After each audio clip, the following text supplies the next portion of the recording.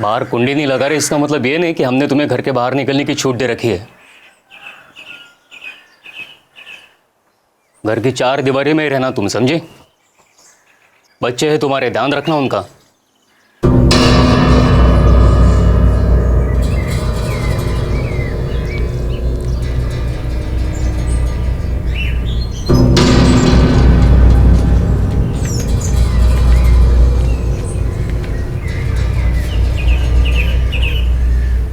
पायल, छाया, अंदर आओ, आ जाओ।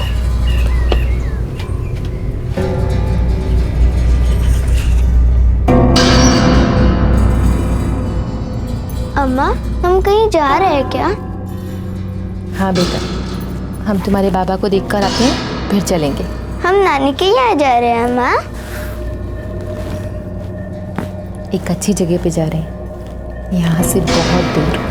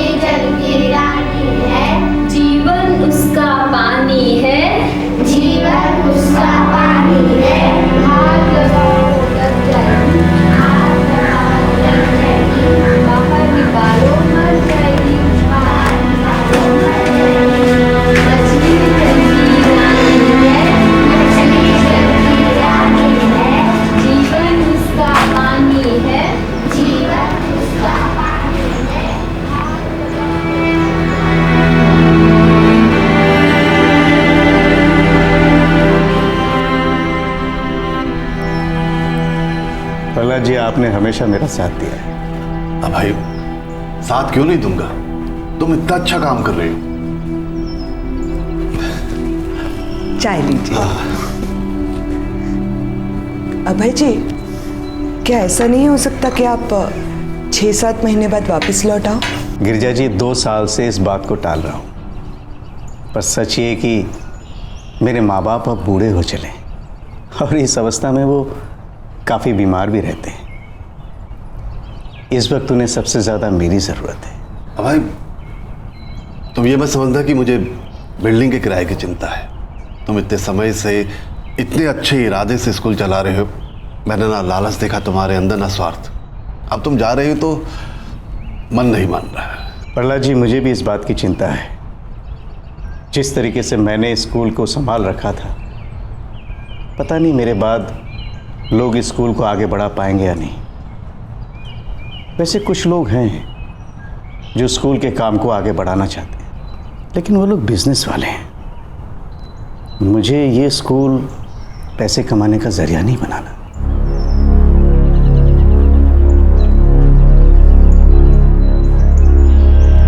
वैसे सच कहूं तो आपके दिल की बात का कुछ अंदाजा है मुझे। शायद आप यही सोच रहे होंगे कि क्यों न मेरे बाद आप स्कूल के कारोबार को संभालें। आप अगर स्कूल के काम को आगे बढ़ाते हैं तो इससे बड़ी बात और कोई हो ही नहीं सकती। जिस ईमानदारी और उदारता के साथ आप स्कूल के काम को आगे बढ़ाएंगे, वैसे कोई दूसरा व्यक्ति नहीं कर सकता।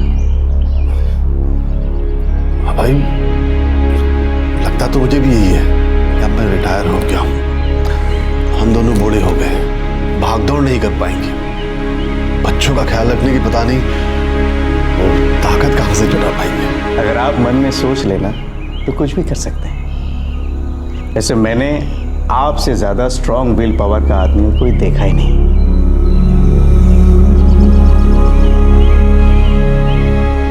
प्रहलाद ठाकुर की बिल्डिंग में एक छोटा सा स्कूल चलाया जा रहा था। जब स्कूल को चलाने वाले अभय सिंह को अपने पारिवारिक कारणों की वजह से शहर छोड़कर जाना पड़ा, तो रिटायरमेंट की जिंदगी जी रहे प्रहलाद ठाकुर ने इस स्कूल को चलाने की जिम्मेदारी खुद उठा ली।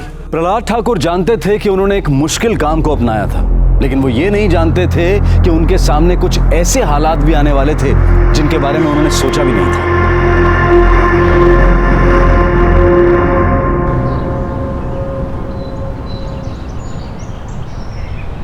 आज हम पढ़ेंगे 2 का पहाड़ा। बोलो 2 एकम 2। धन्यवाद अंशुमन जी, आपने बहुत बड़ी मदद कर दी। अरे क्या बात कर रहे हैं प्रहलाद जी, आप जिस तरह से ये स्कूल चला रहे हैं आखिर हमारा भी तो कुछ फर्ज बनता है ना। पर मैं यकीन के साथ कह सकता हूँ कि जब तक आपकी स्कूल के बच्चे 4ठी क्लास पास कर लेंगे तब तक आपको 8वीं क्लास तक की परमिशन भी मिल ही जाए। भगवान करे आपकी बात सच हो जाए, वो यहाँ के बच्चों के लिए बड़ा अच्छा रहेगा। वैसे फिलहाल आपके हॉस्टल में कितने बच्चे हैं? हॉस्टल नहीं, बस एक छोटा सा कमरा है, उसी में बच्चियाँ रहती हैं। मैं तो बस अभय के काम को आगे बढ़ा रहा हूँ। वैसे अभी 3 बच्चियाँ हैं, तीनों दूर गांव की हैं। उनके माँ बाप की हालत कोई ख़ास नहीं, इसलिए बहुत कम पैसे में हम उन्हें रहने की जगह देते हैं और स्कूल में पढ़ाते भी हैं। वो यहाँ नहीं पढ़ती हैं, तीनों आगे के स्टैंडर्ड की बच्चियाँ हैं। लेकिन फिर भी मैं एक बात कहूँगा, आप जो भी कुछ कर रहे हैं बहुत अच्छा कर रहे हैं। जी थैंक यू।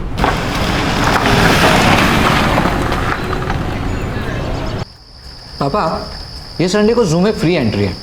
सोच रहा था बच्चों को लेकर पिकनिक जाता हूँ। गुड आइडिया, मैं भी आपकी हेल्प करूँगी। अच्छा आइडिया है। हाँ, बच्चों की एक छोटी सी पिकनिक भी हो जाएगी। जैसे बचपन में आप लोग मुझे पिकनिक ले जाया करते थे। अभी भी याद है मुझे। वैसे बेटा, अब स्कूल में हमारी क्लासेस बढ़ने वाली है, तो हमें नए टीचर्स ढूंढने शुरू कर देने चाहिए। पापा, मुझे ऐसा लग रहा है कि हमें थोड़ा सा स्लो जाना चाहिए। वैसे भी जब ज़रूरत होगी तब पेपर में ऐड दे देंगे। दर्शन ठीक कह रहा है।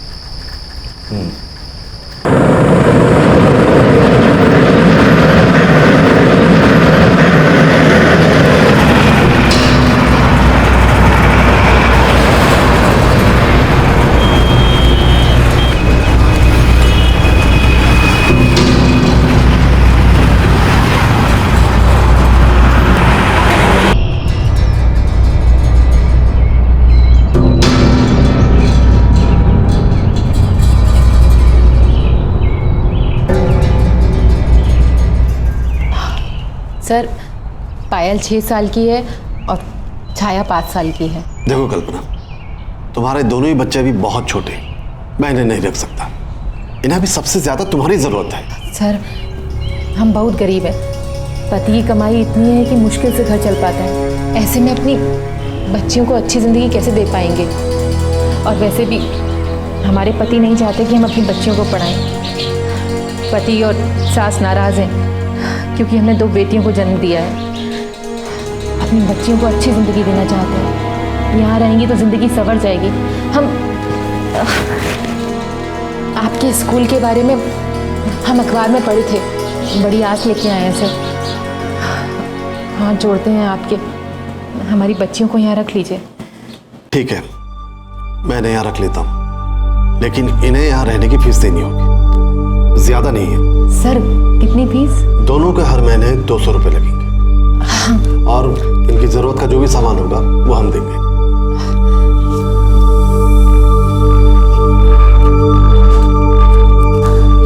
सर, ये लीजिए इस महीने की फीस। अच्छा ठीक है, तो मैं इन दोनों बच्चों का ये एडमिशन फॉर्म भरना होगा और मुझे इनके डेट ऑफ बर्थ सर्टिफिकेट भी चाहिए, जन्म प्रमाण पत्र। सर, हम अगले महीने आपको ये सब चीज़ें दे देंगे। क्या है कि बच्चियों की खातिर हम अपने पति से छुपते छुपाते यहाँ आए हैं, रामनीरपुर से। उनको पता चलेगा तो हमारे सर पे पहाड़ टूट जाएगा। हम वादा करते हैं सर आपसे, अगले महीने आके आपको सारी चीज़ें दे देंगे। अभी हमारी बच्चे को दाखिला दे दीजिए।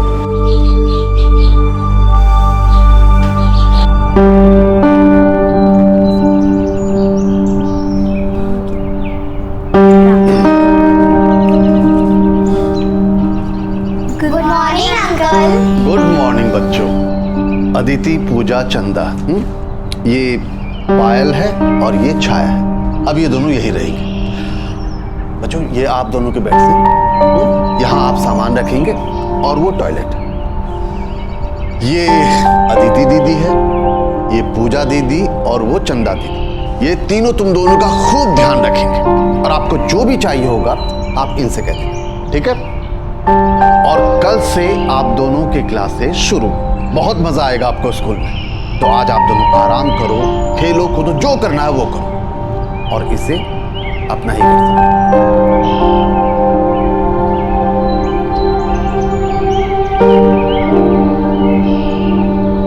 पायल दीदी, अम्मा यहाँ अब कभी नहीं आएगी? नहीं, तुमने सुना नहीं? अम्मा बोली ना कि वो 1 महीना बाद आएगी। तो क्या हमें यहाँ अकेले ही रहना पड़ेगा? हाँ। कमाल करते हैं आप भी। 5 और 6 साल की बच्चियां बहुत छोटी होती हैं। मैं मानता हूँ मिर्जा, लेकिन उनकी माँ बेचारी वो इतना गिड़गिड़ा रही थी ना, मैं उसे मना ही नहीं कर पाया। पर पापा, अभय जी ने वो हॉस्टल तो 12 साल से ज़्यादा उम्र की लड़कियों के लिए बनवाया था ना? मैं जानता हूँ बेटा, तुम लोग ना समझ नहीं रहे हो। उस औरत की हालत देखकर मैं उसे मना ही नहीं कर पाया। लेकिन पापा, रामनेरपुर तो यूपी में है ना, तो फिर उसकी माँ ने वहाँ पे हमारे स्कूल के बारे में कैसे सुना? उसने अखबार में पढ़ा था। फिर भी बिना कोई एडमिशन फॉर्म्स भरे, बिना कोई डिटेल्स लिए आपने बच्चियों को ऐसे कैसे रख लिया? मिर्जा, मेरे पास उसकी माँ कल्पना का फोन नंबर है। और अच्छा, अगर मेरी जगह तुम होती ना तो तुम भी उसे नहीं लौटा पाती। तुमने उन बच्चियों को नहीं देखा, बहुत प्यारी हैं दोनों। मैं आपकी जगह होती ना तो थोड़ा और पता लगाती। बच्चियां अभी बहुत छोटी हैं, उन्हें अपने माँ बाप की जरूरत है। खैर, मैं उन दोनों को देखने जा रही हूँ। माँ, मैं भी आती हूँ आपके साथ। चलो। तुम्हारे यहाँ भले ही मुझे इस बात के लिए डांटे, कि अगर मेरी जगह वो होती ना तो वो भी वही करती। आपसे ही सीखा ही ये सब।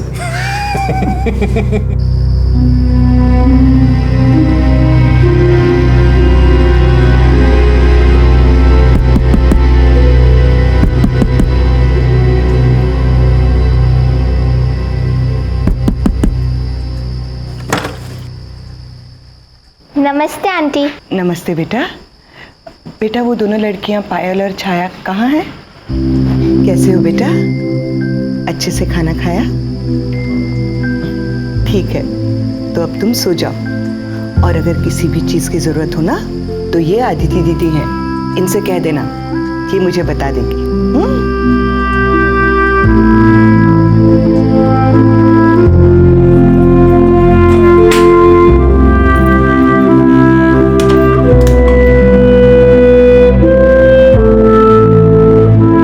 बहुत ही प्यारी बच्चे हैं दोनों। अच्छा, यानी मैं सही था, है ना? हाँ। लेकिन उन्हें उनके माँ की प्यार की जरूरत तो है ही। हाँ गिरजा, ये तो मैं भी मानता हूँ।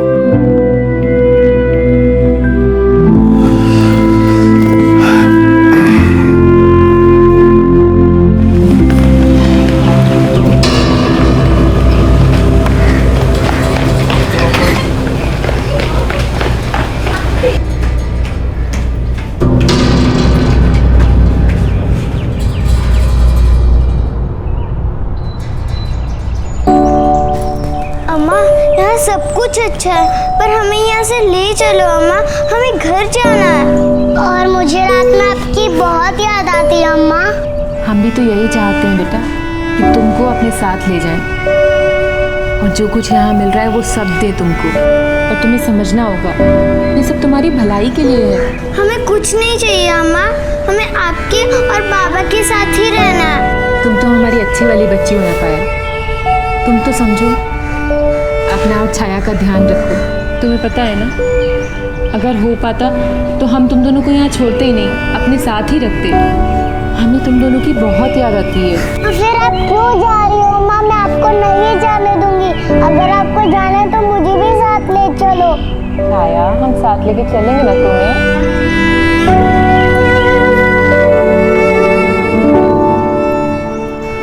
सर, वो इतने समय में इतना ही जमा कर पाए। पैसों की बड़ी तंगी चल रही थी सर, इसलिए अगली बार पूरी साल का पैसा जमा कर देंगे। अभी ये रख लीजिए। कल्पना, इन बच्चों को तुम्हारी बहुत जरूरत है। देखो कल्पना, तुम्हारी बच्चियां बहुत प्यारी हैं, लेकिन अभी बहुत छोटी हैं, इसलिए। हम जानते हैं मेम साहब, अगर हमारी ज़रा सी भी हैसियत होती हम उन्हें अपने साथ रखते, पर आप हमारी मजबूरी समझिए। वो वहाँ घर में रहेंगी ना तो उनकी ज़िंदगी बर्बाद हो जाएगी। ठीक है, लेकिन हमें इनके बर्थ सर्टिफिकेट चाहिए। सर वो अभी हम जल्दी जल्दी में हैं इसलिए भूल गए। क्या है कि बच्चों के बाबा हमसे नाराज़ हैं। उन्हें अभी भी नहीं पता है कि हम बच्चों को पढ़ा रहे हैं और उनका खर्चा दे रहे हैं। उन्हें तो हमने यही बताया हुआ है कि बच्चे हमारी माँ के पास में हैं। पर अगर आप हमें 1 महीने की मोहलत देंगे सर, तो हम अपने पति को भी समझा लेंगे और आपको जो चाहिए वो भी ला के दे देंगे। हमारा भरोसा कीजिए सर।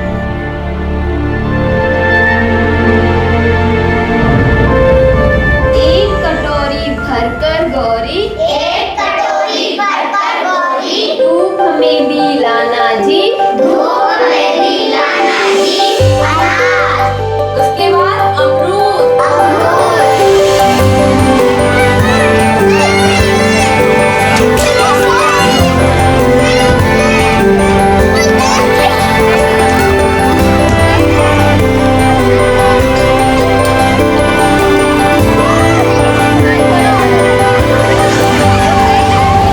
कल्पना 2 महीने से ज्यादा हो गए और तुम एक बार भी बच्चों से मिलने नहीं आई हो। सर हम बहुत मुश्किल में हैं। हम जल्दी से जल्दी आ जाएंगे।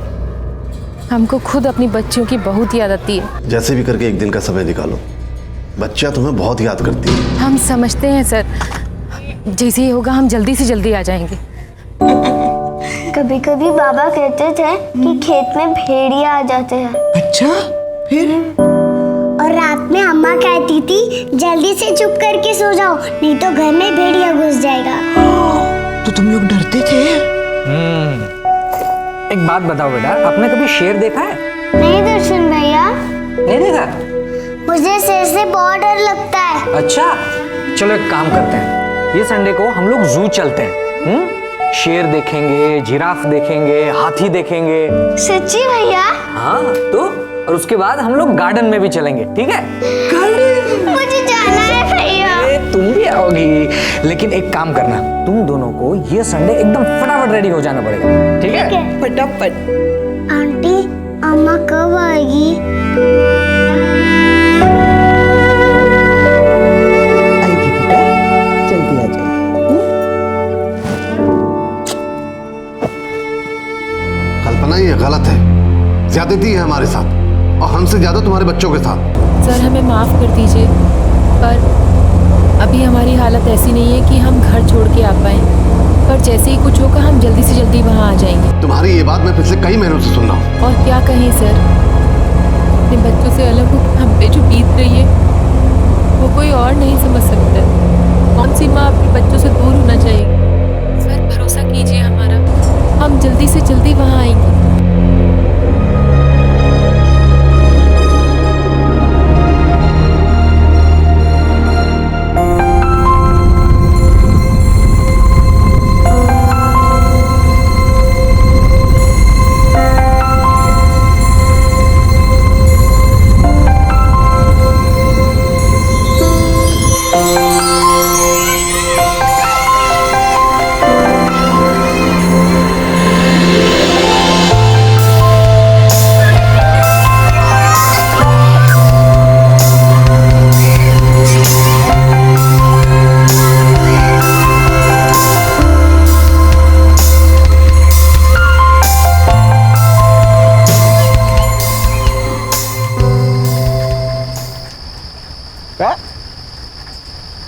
कल्पना, रॉन्ग नंबर मिला है आप। ये कोई कल्पना का नंबर नहीं है। ये कल्पना तिवारी का नंबर है, उसने खुद दिया है मुझे।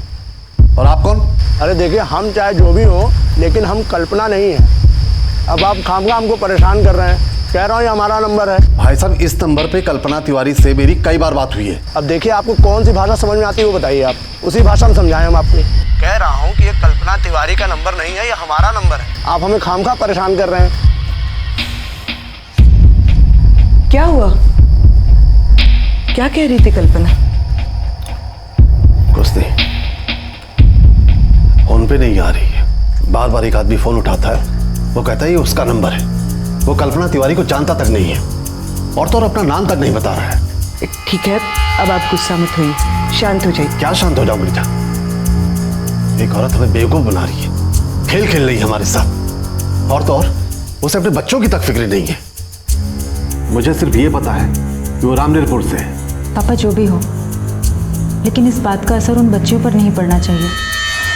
पापा वो बच्ची अब हमसे बहुत घुल मिल गई है, उनको हमारी आदत भी पड़ गई है, लेकिन फिर भी वो अपने घर को और अपनी माँ को बहुत मिस करती है। और माँ है कि उसे बच्चों की चिंता ही नहीं है। बेटा, तुम्हारी अम्मा आने वाली थी, लेकिन उन्हें कोई जरूरी काम आ गया। लेकिन अंकल कितना टाइम हो गया, वो इतने दिन से आए नहीं। हाँ बेटा, अब मुझे क्या लगता है कि तुम्हारी अम्मा ना किसी जरूरी काम में फंस गई हो। वो बार बार मुझसे पूछती हैं कि तुम दोनों की पढ़ाई कैसे चल रही है, तुम दोनों को यहाँ कैसा लग रहा है। मैंने भी उनसे कह दिया दोनों यहाँ मजे में है, ठीक है ना। लेकिन अंकल अम्मा यहाँ आ क्यों नहीं रही? मुझे उनकी बहुत याद आती है।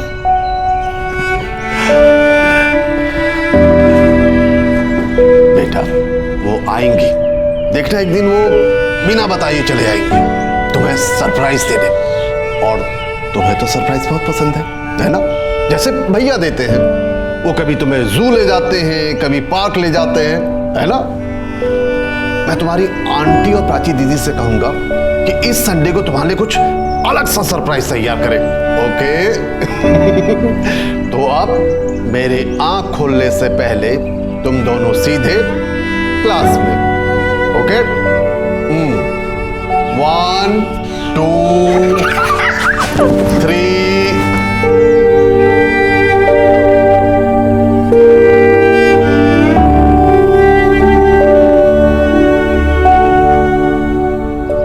अब कल्पना का फोन पहुंच से बाहर था और उसके बाद बंद। 1 साल बीत गया लेकिन उसकी कोई खबर नहीं मिली। पायल और छाया अब इस स्कूल का हिस्सा तो बन गई थी, लेकिन वो दोनों अपनी माँ को याद करती रहती थी, पर उनकी माँ के वापस आने के आसार नजर ही नहीं आ रहे थे। प्रहलाद ठाकुर और उनके परिवार को अब इन बच्चों की चिंता हो रही थी। पापा खाली रामनेरपुर जाने से इनको ढूंढना आसान नहीं होगा। और ढूंढने के बाद भी वो नहीं मिली तो? लेकिन उन बच्चियों के पिताजी के बारे में भी हमें उतनी ही खबर है जितनी कल्पना ने दी है। तुम क्या कहते हो बेटा?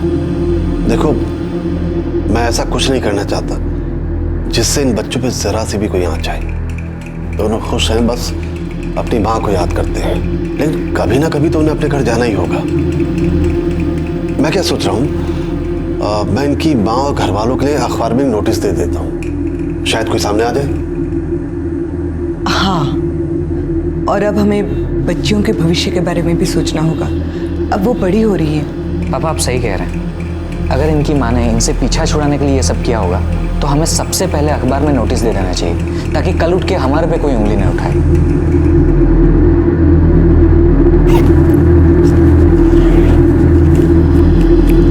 दीदी, अम्मा कभी नहीं आएगी?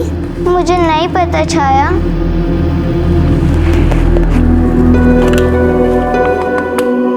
श्रीमती कल्पना तिवारी, आप जहाँ कहीं भी हो या किसी को भी इनकी जानकारी हो तो हमें संपर्क करें। यहाँ आपकी दोनों बेटियाँ बिल्कुल ठीक हैं और हम इनसे बेहद खुश हैं, लेकिन वो दोनों आपको बहुत याद करती हैं। जीवन में आगे बढ़ने के लिए बच्चों को उनके माता पिता के साथ की ज़रूरत पड़ती है। हम सिर्फ स्कूल चलाते हैं जिसमें रहने की व्यवस्था भी है। पायल और छाया बड़ी हो रही हैं और उनकी ज़रूरतें भी समय के अनुसार बढ़ रही हैं। अपने बच्चों की भलाई के लिए जल्द संपर्क करें। प्रहलाद ठाकुर, 444-555-666। 1 + 1 = 2।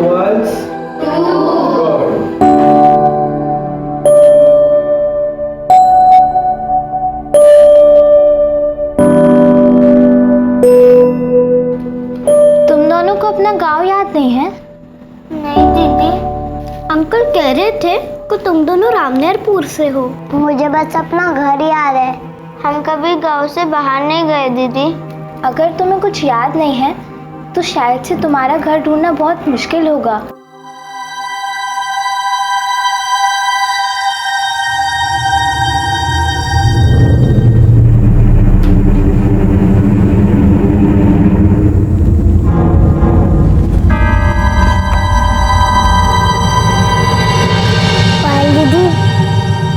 पायल दीदी, मुझे बहुत डर लग रहा है। अच्छा, क्या हुआ?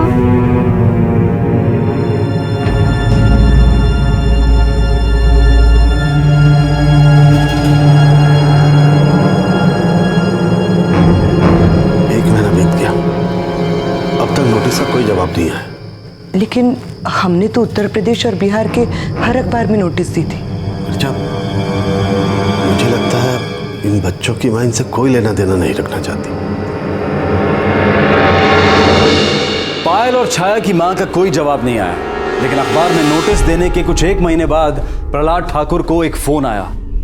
पायल और छाया के बारे में कोई कुछ जानना चाहता था। जी हाँ, मैंने ही नोटिस डाला था। आप जानते हैं इन बच्चों के घर वालों को? जी नहीं, मैं हरीश शर्मा बात कर रहा हूँ, मेरठ के पास अदीजापुर से। हम लोग यहाँ पर एक छोटा सा प्रोजेक्ट शुरू कर रहे हैं। हमारे यहाँ के जाने माने इंडस्ट्रियलिस्ट मिस्टर ऋषिकेश कश्यप छोटी बच्चियों के एजुकेशन के लिए फंड दे रहे हैं, और उन्होंने ही आपका नोटिस अखबार में देखा। जी, मैं इस प्रोजेक्ट का मैनेजर हूँ और मिस्टर कश्यप ने ही मुझे आपका नंबर दिया है। मिस्टर कश्यप इस प्रोजेक्ट का उद्घाटन करने वाले हैं और वो चाहते हैं कि इन दोनों बच्चियाँ पायल और छाया की शिक्षा के लिए भी फंड करें। नोटिस देख के लगता है इनकी मां का कुछ खास ख्याल नहीं रखती थी, इसलिए शायद इन दोनों को आपके पास छोड़ गई है। जी, लगता तो ऐसा ही है। खैर, आपके पास जो भी इन बच्चों की जानकारी है आप हमें दे दीजिए। हरीश जी, मैं ज़्यादा कुछ नहीं जानता। इनकी माँ ने मुझसे वादा किया था कि वो बच्चों की डिटेल्स मुझे ला कर देगी, लेकिन 1 साल हो गए, वो अब तक नहीं लौटी है। खैर कोई नहीं प्रहलाद जी, आपके पास इन बच्चों की जो भी जानकारियाँ हों आप हमें दे दीजिए, क्योंकि बच्चे तो आपके पास हैं ही, तो उनकी उम्र, उनकी क्लास, जो कुछ भी हो आप हमें प्रोवाइड कर दीजिए। हम इन दोनों बच्चों की मदद करना चाहते हैं। जी, मैं सारी डिटेल्स भेज दूँगा। Thank you, thank you.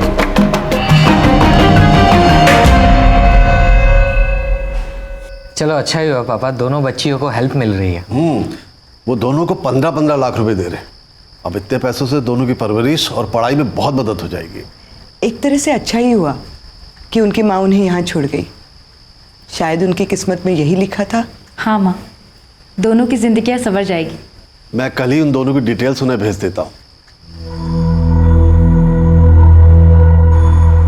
Shri Prahlad Thakur, हमने पायल तिवारी और छाया तिवारी की शिक्षा के लिए फंडिंग देने का फैसला किया। इस बारे में हम लोग परसों सभी अखबारों में सूचना जारी करेंगे। हम आपको पायल तिवारी और छाया तिवारी के साथ अदीजापुर आमंत्रित करना चाहते हैं, जहां मीडिया के सामने हम उनकी शिक्षा के लिए जारी किए गए फंड्स देना चाहते हैं।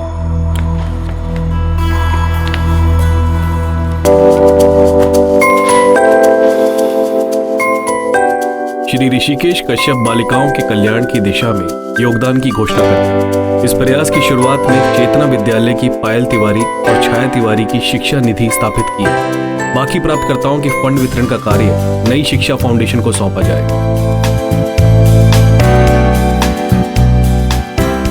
हम परसों मेरठ जाएंगे और उन्होंने ये भी कहा है कि तुम्हारी आगे की पढ़ाई के लिए किसी बड़े स्कूल का इंतजाम भी वही करेंगे। आप दोनों खुश तो हो ना? अरे तो खुश हो तो ऐसे चुपचाप क्यों खड़े हो?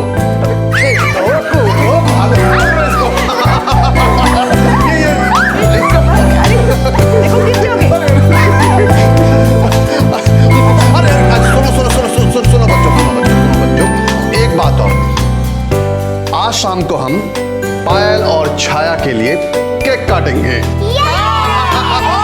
और आज रात को सबकी फरमाइशें पूरी की जाएगी। चलो जल्दी बताओ किसको क्या खाना है। एक एक करके। मुझे वेफर, जूस और चाट।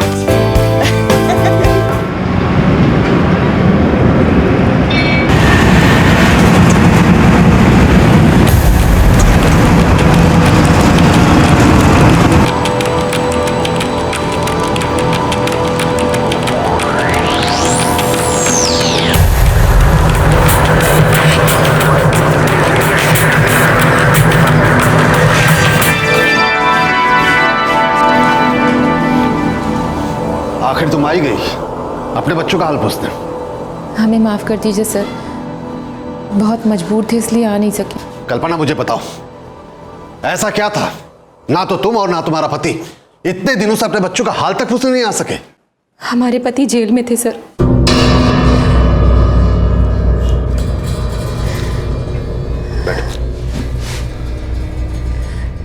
उन पर झूठा इल्जाम लगा था, पुलिस उन्हें पकड़ के ले गई थी।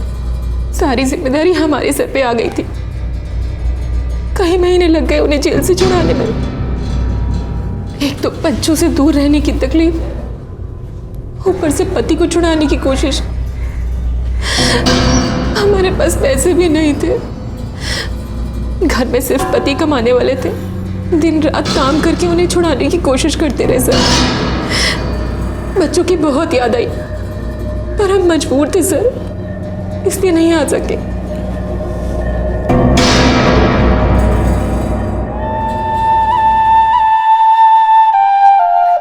अम्मा कहाँ थी आप? मैं आपके लिए रात में बहुत रोती थी। हमें पता है बेटा, पर अब तुम्हें रोना नहीं पड़ेगा। अम्मा आप पहले क्यों नहीं आई? तुम्हारे बाबा परेशानी में थे, उन्हें बचाना था ना बेटा।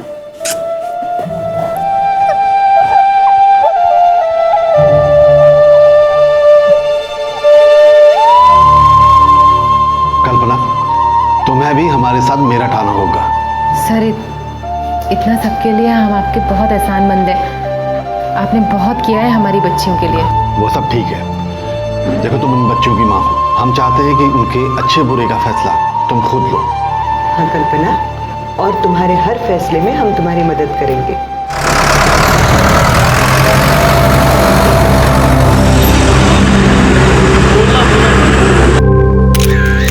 इस सामाजिक पहल का सबसे पहला लाभ मिल रहा है पायल तिवारी और छाया तिवारी को। मैं चाहता हूं कि पायल और छाया दोनों स्टेज पर आएं और श्री ऋषिकेश कश्यप जी से अपना चेक लें।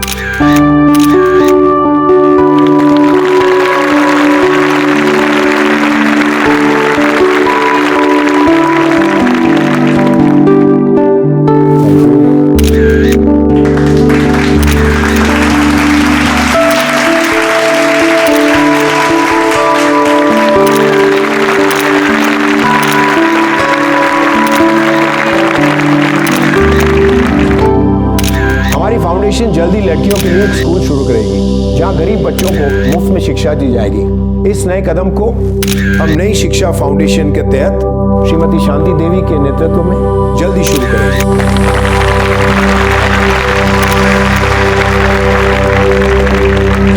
पायल और छाया को हमारी फाउंडेशन ने पहला चेक 5 लाख रुपए का इशू किया है। इन दोनों बच्चों के लिए 25 लाख रुपए का चेक और दिया जाएगा, जो हमारी नई शिक्षा फाउंडेशन मैनेज करेगी और जो समय समय पर इनकी शिक्षा के लिए दिए जाएंगे।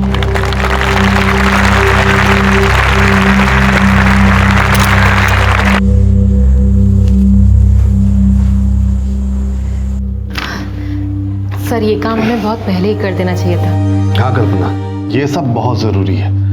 बच्चों की सारी डिटेल्स हमारे पास होनी चाहिए, और मुझे अभी तक बच्चों के बर्थ सर्टिफिकेट की कॉपी नहीं मिली है। सर वो हम ले आएंगे। आपसे एक बात कहना चाह रहे थे। बोलो कल्पना। वो हम चाहते हैं कि हमारी बच्चियाँ 4ठी कक्षा तक आपके स्कूल में ही पढ़ें, उसके बाद ही आप उनका दाखिला कहीं और कराइएगा, और भगवान ने चाहा तब तक आपकी कक्षाएं भी आगे बढ़ जाएंगी। ये तो वक्त ही बताएगा। एक और बात कहना चाह रहे थे। बोलो। हम पायल और छाया को घर ले जाना चाहते हैं। अरे इसमें पूछने की क्या बात है, तुम उन्हें ज़रूर घर ले जा सकती हो। बच्चियों को अपने नाना नानी, अपने दादा दादी, अपने बाबा से मिलते रहना चाहिए। तो फिर हम 1 हफ्ते बाद आकर अपनी बच्चियों को ले जाएंगे। 1 हफ्ते बाद क्यों? अभी लेकर जाओ। सर वो हमने आपको बताया था ना, हमारे ससुराल वाले और हमारे पति को ये पता है कि बच्चियाँ हमारी माँ के पास में हैं। उन्हें नहीं पता कि हम उन्हें पढ़ा रहे हैं, और अब तो उन्हें पैसे भी नहीं खर्च करने पड़ेंगे, तो हमें लगता है कि बच्चियों को पढ़ाने के लिए तैयार हो जाएंगे। हम घर जाके उन्हें मना लेते हैं, उसके बाद में हम बच्चियों को ले जाएंगे। हम नहीं चाहते हमारी बच्चियों के हाथ से ये मौका निकल जाए। ठीक है कल्पना, लेकिन पिछली बार की तरह गायब मत हो जाना, लेकिन बच्चियों को तुम्हारी जरूरत है। नहीं नहीं सर, बच्चियों ने बहुत सह लिया, अब हम उन्हें अपने आप से दूर नहीं रख सकते। हम अगले हफ्ते आके बच्चियों को ले जाएंगे। छाया, अब जब सब सही हो रहा है तो तू जिद कर रही है? तुम बेटा। अम्मा मैं आपको नहीं जाने दूंगी, अगर आप जाओगी तो वापस कभी नहीं लौट के आओगी। छाया मैं आऊंगी ना तुम दोनों को लेने के लिए। छोड़ छाया, समझाना इसे।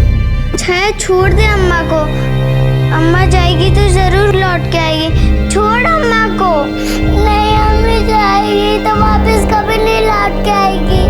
छोड़ दे छाया अम्मा को। नहीं अम्मा जाएगी तो वापस कभी नहीं लौट के आएगी।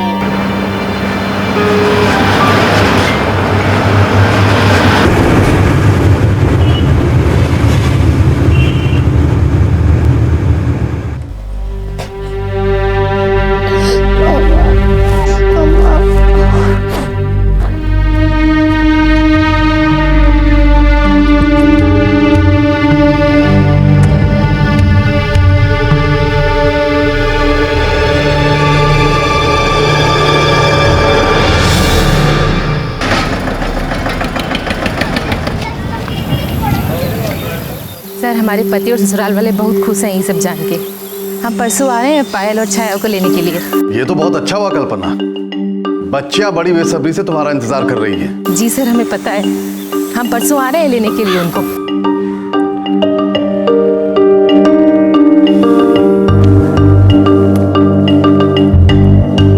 तो तुम दोनों हमारे लिए गांव से क्या लेकर आओगे? पता नहीं दीदी, जो अम्मा और पापा देंगे वो लाएंगे आपके लिए, और मैं अपनी अम्मा को यहाँ ले आऊंगी और अपने पास रख लूंगी। आपके द्वारा डायल किया हुआ नंबर अभी बंद है। आपके द्वारा डायल किया हुआ नंबर अभी बंद है। आपके द्वारा डायल किया हुआ नंबर अभी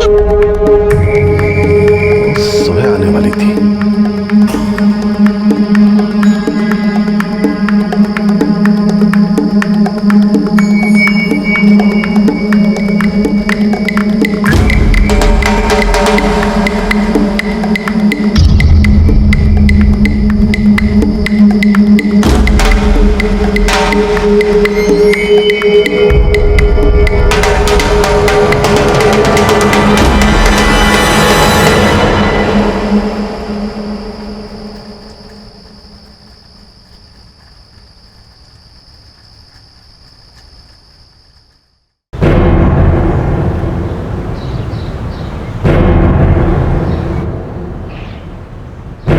मैंने उससे जबरदस्ती करके ये एडमिशन फॉर्म भरवा लिए थे ताकि उसके बारे में कुछ तो पता चले। पापा इसमें तो रामनेरपुर का एड्रेस लिखा है। एक काम करते हैं, मैं और प्राची जाके उसे वहीं पे ढूंढते हैं।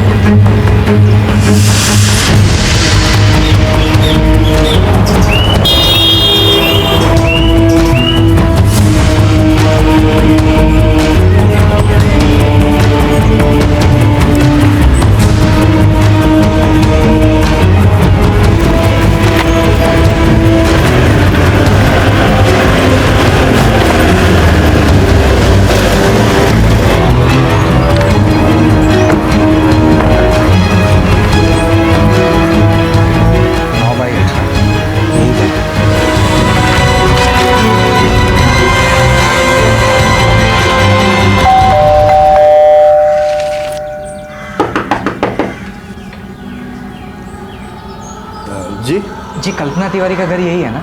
कल्पना तिवारी? नहीं बेटा, ये हमारा घर है। हम रामचरण गुप्ता हैं। लेकिन कल्पना तिवारी जिनके पति का नाम विजय तिवारी है, उनकी 2 छोटी छोटी बेटियां भी हैं, पायल और छाया। कौन लोग हैं ये? आपका कोई बेटा है जिनकी 2 छोटी छोटी बेटियां हैं? हमारा एक बेटा है, कानपुर में काम करता है। उसका बेटा गौरव 14 साल का है। क्या आप इन लोगों को जानते हैं? कल्पना तिवारी, विजय तिवारी, जिनकी छोटी बेटियां हैं, यहाँ आसपास कहीं रहते हो शायद? नहीं बेटा, हम नहीं जानते। लगता है आप लोगों को किसी ने गलत पता दे दिया।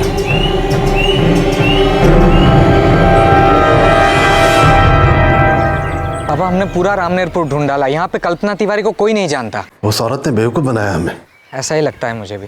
वो इन बच्चों की माँ है। मुझे लगता है उस औरत का पहले से यही इरादा था, अपने बच्चों से पीछा छुड़ाने का। तो फिर वो 1 साल बाद क्यों लौटी? शायद उसे वो बच्चों को दिए जाने वाले चेक के बारे में पता लग गया हो। उन लोगों ने पेपर में नोटिस भी तो दिया था। पापा वो 5 लाख का चेक भी उसी के नाम पे है। हे भगवान, ये तो मैंने सोचा ही नहीं। और अब तक तो उसने वो चेक कैश भी करा लिया होगा। बच्चों को क्या पता है?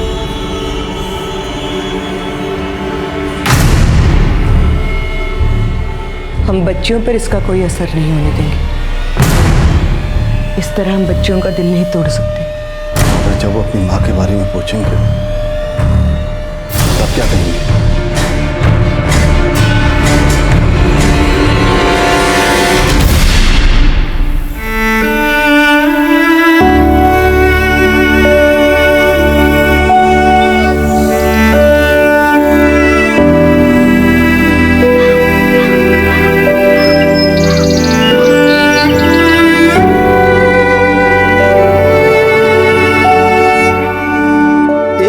कल्पना का अचानक यूं लौट कर आना चौंकाने वाली बात थी, लेकिन जब दूसरी बार लौट कर आने का वादा करके भी वो वापस नहीं आई, तब कई तरह के सवाल उठने लगे। अब जब ये सामने आया कि कल्पना के द्वारा दिया गया घर का पता भी गलत था, तो कुछ बातें साफ होने लगी। शायद कल्पना अपने बच्चों को हमेशा के लिए छोड़कर जा चुकी थी। एक माँ ऐसा क्यों करेगी? अब इन बच्चों का क्या होगा? क्या प्रहलाद और गिरजा कभी इन बच्चियों को बता पाएंगे कि वो इनकी माँ को नहीं ढूंढ पाए? क्या ये बुजुर्ग दंपत्ति इस उम्र में इन बच्चियों की परवरिश कर पाएंगे? उन्हें इन दोनों के पिता के बारे में कुछ पता नहीं था। बच्चियों को भी अपने गांव और अपने रिश्तेदारों के बारे में कुछ याद नहीं था। लेकिन इस कहानी में अभी कई और मोड़ आने बाकी थे। अभी कई चौंकाने वाले सच सामने आने थे। इन बच्चियों ने अपने हालात को कैसे अपनाया और कैसे उस बुजुर्ग दंपत्ति के घर का हिस्सा बने जो अब इनके माँ बाप की तरह थे।